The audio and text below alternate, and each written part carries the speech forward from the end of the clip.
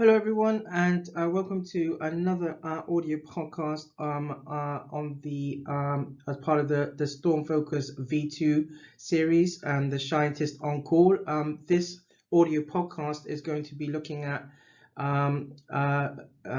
CKD or chronic kidney disease, immunology and scientists in the community, or immunobiology and scientists in the community. It will have more of a specific focus around immunobiology, and I want to say thank you to the Renal Patient Support Group, or the RPSG,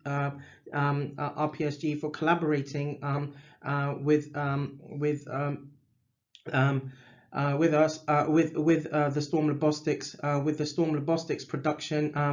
to allow a suitable way to kind of highlight the works through audio and podcast. So again, as in the previous audio podcast, I'm just going to read a little bit of the abstract, and listeners are kind of encouraged to check out the audio, the other previous audios and podcasts, but also feel free to check out the works by the Renal Patient Support Group, who've done a good body of work around highlighting different aspects of chronic kidney disease in peer review, through peer review publications, and a lot of the work is available through their website as well. So to begin with, what I'm gonna highlight this in context of scientists and the community.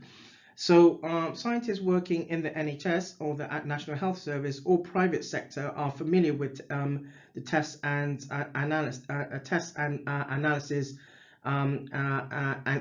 interpretation of data that comes through the sort of laboratory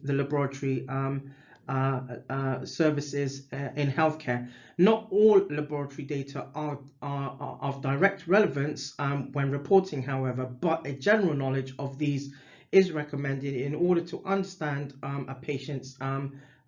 sort of medical or clinical history. Increasingly, healthcare scientists or scientists are able to validate and interpret point of care testing as well, point of care test results.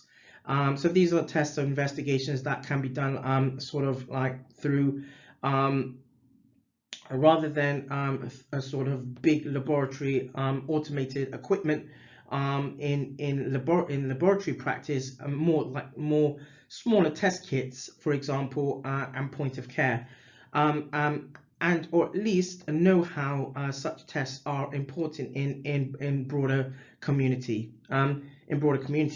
Such knowledge should also allow scientists opportunity to complement service providers and users with educational support, really, and understanding of the sort of key analysis, or the main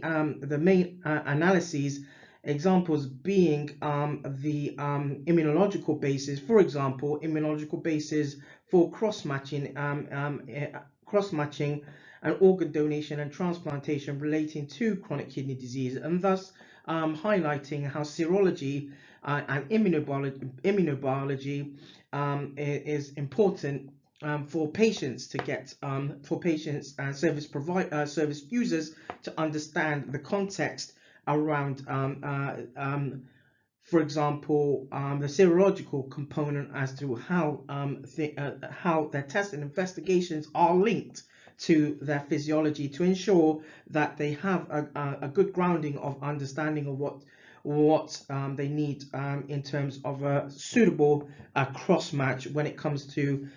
organ donation and transplantation. So the donor knows and the recipient knows, and there's that perspective. Therefore, scientists in these specialties and specific areas of laboratory practices and pathology should seek opportunity to provide educational and interpret results, and provide that knowledge base sort of more broadly, so that the community kind of get an understanding around that. This article, and the main aim of this particular article, was to provide an overall perspective of chronic kidney disease and the potential role of healthcare scientists or scientists in the community in that context. And so this was this particular overall this work looks at the role of sort of a biomedical scientist and how they can play, how they have how they can be more involved in public in the public environment, to highlight the need for sort of understanding around these sensitive topics, particularly in respect of its to use of sort of tests and analyses when it comes to cross-matching for those who might need transplants, for example. That's where I'm going to end it. Thank you for listening. Again, you can check out the full works through the Renal Patient Support Group, and this paper publication comes under one of the clinical science papers under the Renal Patient Support Group of the RPSG, and